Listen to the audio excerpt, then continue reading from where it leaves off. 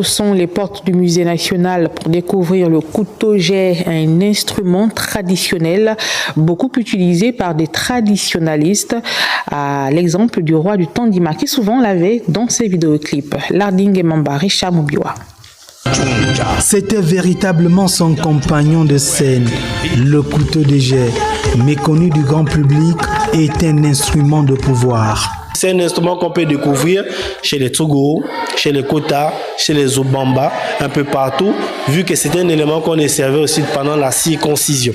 Le couteau de jet est un instrument de chasse qui permettait à l'époque de pouvoir chasser lors des combats. Et aussi, nous pouvons l'observer aussi chez Victor Sekondo. Lorsqu'il chantait, il avait toujours à la main. Au même titre que certains masques ou reliques de notre pays, le couteau de jet constitue l'identité d'un peuple.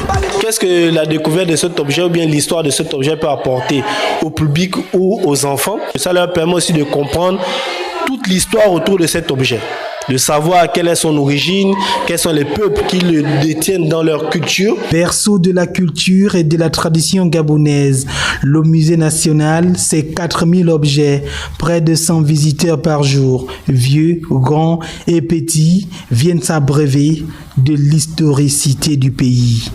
J'ai vu des différentes sortes de choses. J'ai vu le couteau très ancien. On se rend compte qu'ils sont peut-être très intellos, mais il y a une partie de la culture traditionnelle qu'ils n'ont pas. Ils ne connaissent pas les masques, ils ne connaissent pas les langues. Et puis aujourd'hui, qui se réconcilient aussi avec leur tradition.